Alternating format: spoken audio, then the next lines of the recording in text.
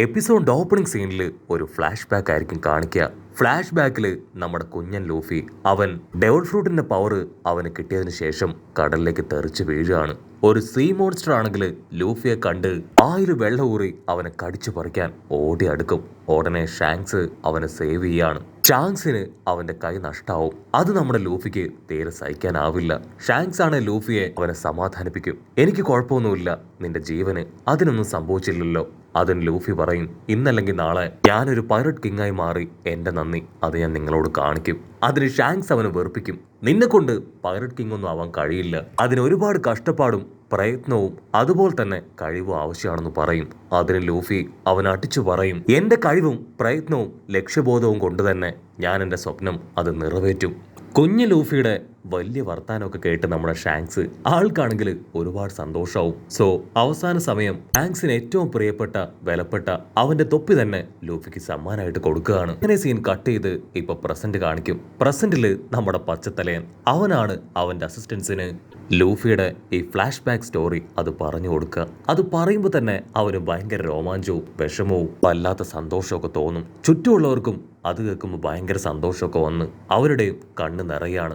അതിനുശേഷം Luffy സോറോയെ കണ്ടുമുട്ടിയതും സോറോയുടെ flash back സ്റ്റോറിയും അതും ഇപ്പൊ അവൻ പറയാനായിട്ട് തുടങ്ങും. പൈററ്റ് ഹണ്ടർ ആയിരുന്ന സോറോയെ നേവിക്കാരുടെ കയ്യിൽ നിന്നും ഫൈറ്റ് ചെയ്ത് കഷ്ടപ്പെട്ട് ബുദ്ധിമുട്ടി രക്ഷിച്ചത് സാക്ഷാൽ ലൂഫിയാണ്. ലൂഫിയാണെങ്കിൽ സോറോയെ അവന്റെ ടീമിലേക്ക് ക്ഷണിച്ചു. പക്ഷേ സോറോ തുടക്കത്തിൽ അത് നിരസിച്ചു. എന്നെ കൊണ്ട് പറ്റില്ല, ഞാനൊരിക്കലും നിന്റെ ടീമിൽ ചേരില്ല, ഞാനൊരു പൈററ്റ് ഹണ്ടർ ആണെന്ന് പറഞ്ഞ് അവനാണെങ്കിൽ ലൂഫിയിൽ നിന്ന് മാറി നടന്നു. പക്ഷെ ലൂഫി ആണെങ്കിൽ അതൊന്നും കാര്യമാക്കാതെ നഷ്ടപ്പെട്ടു പോയ 3 സ്ക്വാഡും ായിട്ട് കണ്ടെത്തി അത് അവന്റെ കൈകളിലേക്ക് തന്നെ തിരികെ ഏൽപ്പിക്കും. അതിനുശേഷം എങ്ങനെയൊക്കെയോ സോറോയെ കൺവിൻസ് ചെയ്ത് ലൂഫി അവന്റെ ആദ്യത്തെ ടീംമേറ്റായി സോറോയെ കൂടെ കൂട്ടി ഒരു ചെറിയ ബോട്ടിൽ അവരുടെ പൈററ്റ് യാത്ര അത് ആരംഭിച്ചു. അതിനുശേഷമാണ് ഒട്ടും പ്രതീക്ഷിക്കാതെ അവരുടെ ഇടയിലേക്ക് നാമി കടന്നു വരുന്നത്. ഒരു കള്ളിയായ നാമി ലൂഫിയുടെ കൂടെ കൂടി അവന്റെ കയ്യിലുണ്ടായിരുന്ന അസറ്റ്സ് എല്ലാം തന്നെ അടിച്ചു മാറ്റി. ആക്ച്വലി നാമിക്കും പൈററ്റ്സുകളെ ഒട്ടും ഇഷ്ടമല്ല.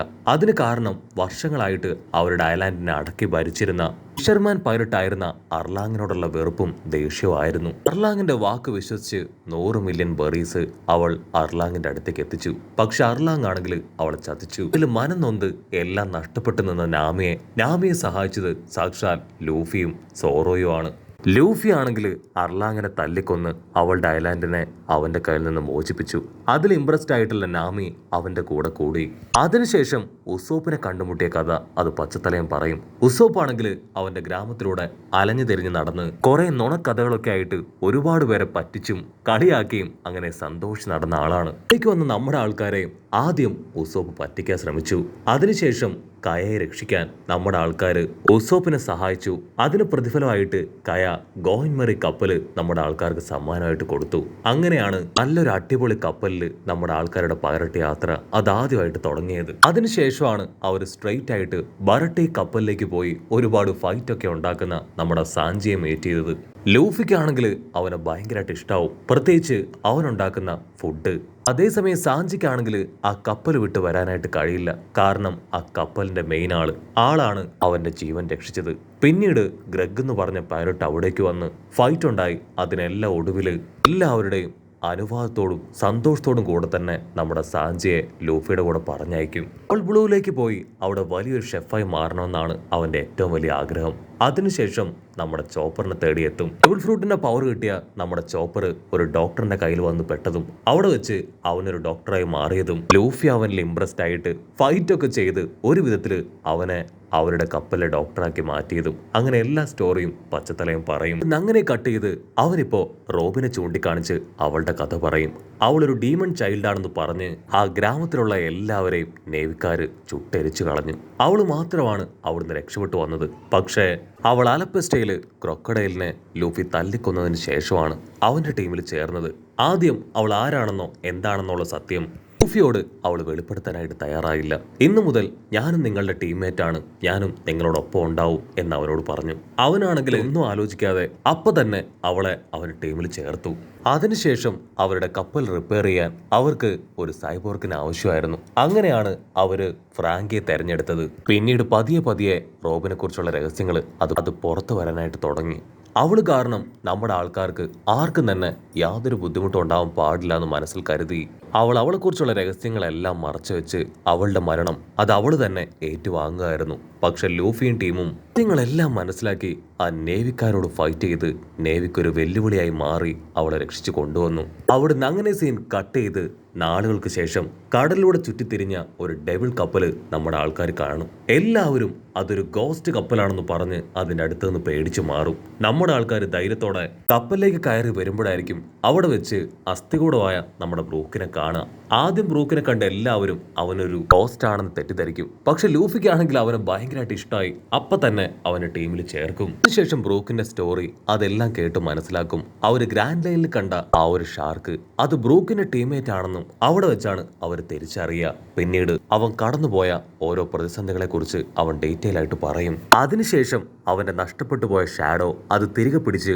വലിയൊരു ഫൈറ്റ് ഒക്കെ കഴിഞ്ഞ് നമ്മുടെ ആൾക്കാരെല്ലാവരും ഒറ്റക്കെട്ടായി യാത്ര ചെയ്ത് ഇവിടം വരെ എത്തി. കട്ട് ചെയ്ത പ്രസന്റ് കാണിക്കും. ആ കപ്പലിൽ മുഴുവൻ വെള്ളം അങ്ങനെ സ്പ്രെഡായിട്ട് കിടക്കുകയാണ്. അമർ അങ്ങനെ സൂം ഔട്ട് ചെയ്ത് കാണിക്കും. അത് വെള്ളമല്ല, നമ്മുടെ പച്ചത്തലേന്റെയും ടീമിന്റെയും കണ്ണുനീരാണ്. അവർ ഈ സ്റ്റോറി എല്ലാം കേട്ടും പറഞ്ഞും പൊട്ടിക്കരയാണ്. പച്ചത്തലനാണെങ്കിൽ നിലവിളിച്ചു പറയും, ഇത്രയൊക്കെ കഷ്ടപ്പെട്ട് ഇത്രയൊക്കെ കാര്യങ്ങൾ ചെയ്ത നമ്മുടെ ബോസ് ലൂഫിയെ അദ്ദേഹത്തെ നമ്മൾ തീർച്ചയായിട്ടും സഹായിക്കണ്ടേ. അത് കേട്ട് എല്ലാവരും കൈ ഉയർത്തി സഹായിക്കണം എന്ന് വിളിച്ചു പറയും. ലൂഫിയും ഹാപ്പിയായി പുറത്തേക്ക് കണ്ണു നട്ട് സോ ഐലാൻഡിലേക്ക് നോക്കി നിൽക്കുകയാണ്. കട്ട് ചെയ്ത ആ നേവി ബേസ് കാണിക്കും. അവിടെ കിസറു ആണെങ്കിൽ ആളുടെ അസിസ്റ്റൻസുമായിട്ട് കാര്യമായിട്ട് എന്തൊക്കെയോ ചില മീറ്റിംഗിലാണ്. അവരാണെങ്കിൽ വൈറ്റ് ബേർഡിന്റെ ഒരു അസിസ്റ്റന്റിനെ കുറിച്ച് വളരെ കാര്യമായിട്ട് ഡിസ്കസ് ചെയ്യുകയാണ്. അവരാണെങ്കിൽ ഭയങ്കര പവറാണ്. അവനിപ്പോ അവർക്കൊരു തലവേദനയായി മാറിക്കൊണ്ടിരിക്കുകയാണ്.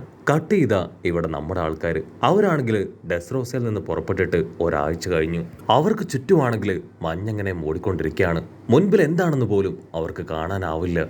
പച്ചത്തലേന ടീമിനുമാണെങ്കിൽ ഒരുപാട് മഞ്ഞൊക്കെ കൊണ്ടുകൊണ്ട് തന്നെ ഇപ്പോ അസുഖം ബാധിച്ചിരിക്കുകയാണ്. അവരുടെ ഗ്രാൻഡ്മ പറഞ്ഞതനുസരിച്ച് കുറെ ചൂയിങ്കോ ഒക്കെ വാരിത്തിന്ന് എങ്ങനെയെങ്കിലും അതിൽ നിന്ന് രക്ഷപ്പെടാൻ പറ്റുമെന്ന് ശ്രമിച്ചുകൊണ്ടേയിരിക്കും. ഉസോപ്പാണെങ്കിൽ അവിടേക്ക് ഓടി വരും. അവന്റെ കാലില് എന്തോ ഒട്ടുന്നതായിട്ട് തോന്നാണ്. അവൻ താഴേക്ക് നോക്കും. ആ കപ്പൽ മുഴുവൻ അവർ ചൂയിങ്കോ ഒക്കെ ചവച്ച് തുപ്പിയിരിക്കുകയാണ്. You guys are unbelievable. നമുക്ക് ട്രാവൽ ചെയ്യാനുള്ള കപ്പലാണോ നിങ്ങൾ ഇതുപോലെ വൃത്തികേടാക്കിയേ? അതിന് അവര് പറയും, ഇത് ഞങ്ങളുടെ മെഡിസിൻ ആണ്, ഞങ്ങളുടെ അസുഖം മാറ്റിയെടുക്കാൻ ഞങ്ങളുടെ ഗ്രാൻഡ്മ ഞങ്ങൾക്ക് ഉപദേശിച്ചതാണ്. അപ്പോഴായിരിക്കും അവരുടെ തൊട്ട് മുൻപിലായിട്ട് വലിയൊരു മൗണ്ടെയിൻ കാണുക. അതങ്ങനെ മൂവ് ചെയ്യുന്നതായിട്ട് അവർക്ക് തോന്നും. ലൂഫിക്കാണെങ്കിൽ അത് കാണുമ്പോൾ കുറച്ച് ഇഷ്ടമാവും. വായു, നമുക്ക് എത്രയും വേഗം അവിടേക്ക് കപ്പൽ തിരിച്ചുവിടാന്ന് പറയും. ലോ ആണെങ്കിൽ അവന്റെ കയ്യിലുള്ള വിബ്രു കാർഡ് അത് നോക്കും. ആ വിബ്രു കാർഡ് ഇപ്പൊ മൗണ്ടെയിൻ ലക്ഷ്യമാക്കുകയാണ്. സോ അതിനർത്ഥം അവിടെ ടീംമേറ്റ്സും ഫ്രണ്ട്സും അവരെല്ലാവരും ആ മൗണ്ടെയിന്റെ ഭാഗത്തുണ്ട്. സോ എത്രയും വേഗം അവരെല്ലാവരും ചേർന്ന് വമ്പ സ്പീഡില് കപ്പല് ആ സോ ദ്വീപിലേക്ക് അടുപ്പിക്കുകയാണ്. പക്ഷെ ദ്വീപാണെങ്കിൽ വളരെ ഡിഫറെന്റ് ആയിട്ടായിരിക്കും അവിടെ കാണപ്പെടുക. അതുകൊണ്ട് ഉസോപ്പ് നിലവിളിച്ച് പറയും, അയ്യോ വേണ്ട വേണ്ട, ഇപ്പൊ തന്നെ ഈ നിമിഷം തന്നെ ഇവിടുന്ന് തിരികെ പോവാം. അപ്പൊ അവിടുന്ന് അങ്ങനെ സൂം ചെയ്ത് ആ ഒരു ഐലാൻഡ് കാണിക്കുകയാണ്. ഐലാൻഡ് മുഴുവനായിട്ടും ഒരു എലിഫന്റിനെ പോലെയാണ്. മാത്രമല്ല ഐലാൻഡ് ഒരിക്കലും ഒരു സ്ഥലത്ത് അങ്ങനെ സ്റ്റേബിൾ ആയിട്ട് നിൽക്കില്ല. പതിയെ പതിയെ അത് മൂവ് ചെയ്തോണ്ടേയിരിക്കും. അപ്പോഴായിരിക്കും ലോ പറയാ, ഞാൻ ആക്ച്വലി ആദ്യമായിട്ടാണ് ഈ ഒരു ഐലാൻഡിലേക്ക് വരുന്നത്. മാത്രമല്ല ലോക്ക് പോസ് ഉപയോഗിച്ചാൽ പോലും ഈ ഒരു ഐലാൻഡ് അത് കണ്ടെത്താനായിട്ട് കഴിയില്ല. ആർക്കും ഇങ്ങനെ ഒരു ഐലാൻഡിനെ കുറിച്ച് വ്യക്തമായിട്ട് അറിയില്ല. സാമുറായിക്കാണെങ്കിൽ അത് കാണുമ്പോൾ ഒരുപാട് പേടിയാവും. ഇത് സോ ഐലാൻഡ് ആണെങ്കിൽ മൊമന്റോസ്കി ഇവനും ഇവിടെ തന്നെ കാണും. അവനിപ്പോ സേഫ് ആയിരിക്കുമെന്ന് ആള് ചിന്തിക്കും. അതിന് കാഞ്ചറോ പറയും, ഇവിടെ ഒരു ട്രൈബ് ഉണ്ട്, സാധാരണ മനുഷ്യരെ ഒട്ടും ഇഷ്ടമല്ല, കയ്യിൽ കിട്ടിയ അവര് മനുഷ്യരെ കൊന്നു തിന്നും. അതിന് ലോ പറയും, അതെ, അത് മിങ് ട്രൈബാണ്. 1000 വർഷങ്ങളായിട്ട് മനുഷ്യരെ ഒന്നും അത് അടുപ്പിക്കാറില്ല.